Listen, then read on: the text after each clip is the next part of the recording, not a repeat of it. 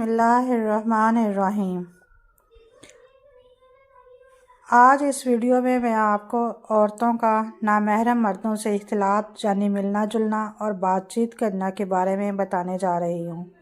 اس سے پہلے میرے چینل سب کہانی کو سبسکرائب کر کے بیل نوٹیفیکیشن کو آن کر دیں تاکہ آپ میری تمام اپڈیٹ سے آگاہ رہیں۔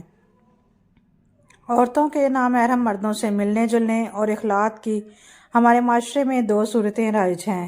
اول، عورتوں کا غیر محرم مردوں سے پارکوں، تفریح گاہوں، ساحل سمندر، سیاسی جلسوں، ہوٹلوں اور خلوت و تنہائی کی جگہوں وغیرہ میں ملنا جلنا۔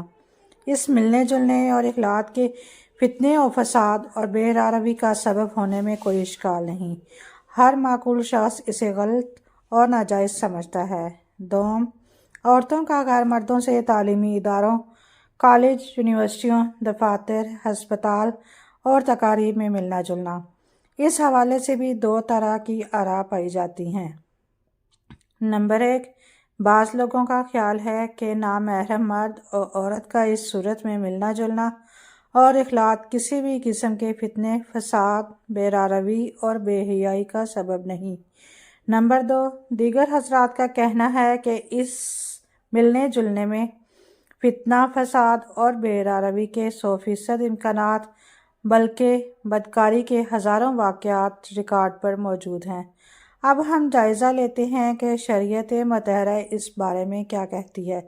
سب سے پہلے تو ایک اصولی بات سمجھیں کہ اللہ تعالیٰ نے مرد کی فطرت میں جرأت، فوری فیصلہ کرنے کی طاقت اور جنسی مخالف یعنی عورت کی طرف بھرپور اور شدید قسم کا میلان اور کشش رکھی ہے۔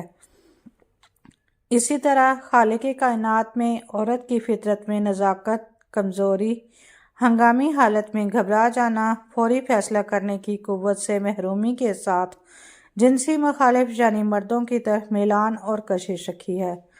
اب اگر نامحرم مرد اور عورت آپس میں ملنا جلنا شروع کریں گے تو ایک دوسرے کی جانب میلان اور کشش کی فطری طاقتیں خود بخود متحرک ہو جائیں گی، جس کی وجہ سے غلط جذبات، نفسانی خواہشات اور فاسد اغراض شامل ہوتی چلی جائیں گی، اور جس کے نتیجے میں مرد و عورت نفس اور شیطان کے مکر و فریب کا شکار ہو کر اپنی عزت و ناموس کو نقصان پہنچا بیٹھیں گے، کیونکہ اللہ تعالیٰ سورہ یوسف کی آیت نمبر 53 میں فرماتے ہیں کہ انسانی نفس تو برائی کی تلقین کرتا ہی رہتا ہے۔ نیز سورہ بقرہ کی آیت میں اللہ تعالیٰ فرماتے ہیں، شیطان کا کام ہے بے حیائی اور فحاشی کا حکم دینا ہے۔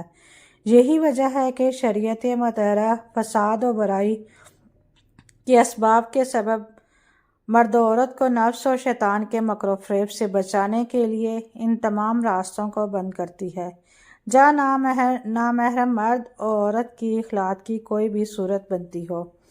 آپ کو چاہیے کہ وہ اختلاط مخلوط تعلیمی اداروں میں ہوں، دفاتر کے مخلوط ماحول کی شکل میں ہوں، کارخانے اور فیکٹری کی مخلوط ماحول کی صورت میں ہوں، یا شادی بیاہ مخلوط تقریبات کے عنوان پر ہو۔ شریعت مطہرہ اسلام ہر طرح کے نامحرم مرد اور عورت کے اخلاص یعنی ان کے میل جول اور ان کی بات چیت کو ناجائز، خلاف شرع اور فساد کا ذریعہ قرار دیتی ہے۔